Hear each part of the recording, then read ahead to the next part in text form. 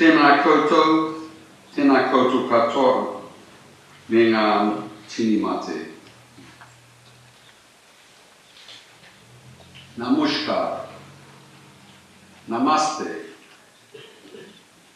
Sat Sri Akal, Ni hao, annyeonghaseyo, mabuti, Nisambora, malolelei, talofa lava, whakalofa lahi atu, kia ora ana. Kia ora o ki koutou o mātou mōri mai puka puka, ko ioki te uru atu atu. Nō reira, tēnā koutou, tēnā tātou katoa. On behalf of the family, may I extend our sincere welcome to all of you who are here to join with us in the celebration of the life of Graham Field Salisbury. We appreciate the efforts that many have made to come here and commemorate his life and legacy.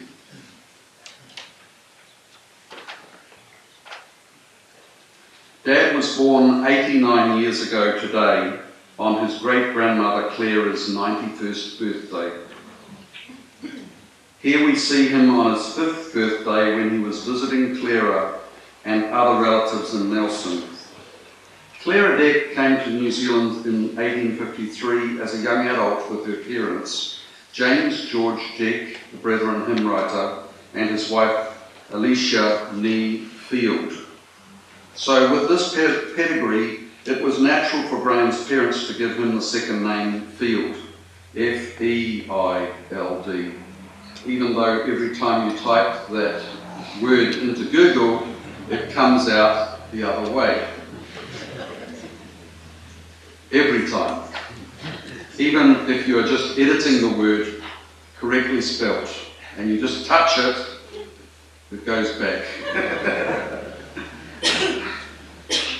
The Deck family came from England on the same boat as some of the Salisburys, spending the long voyage getting to know the family of her future husband, John Park Salisbury. Well, that's Clara.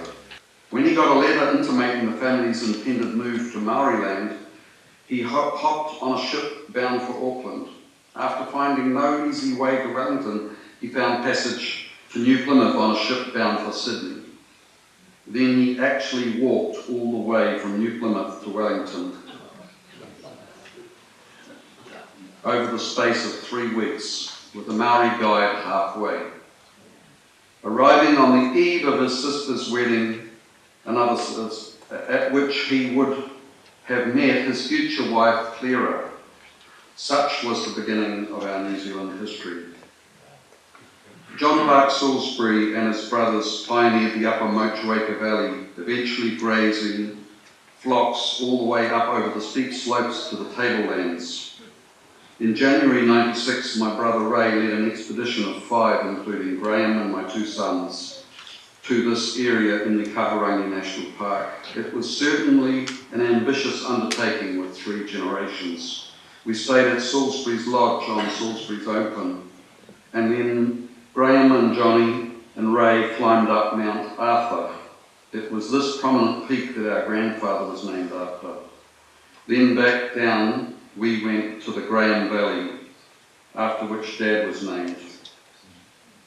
And you can read about this in Neville's retelling of the early history in Bush, Boots and Bridle Trails and other books.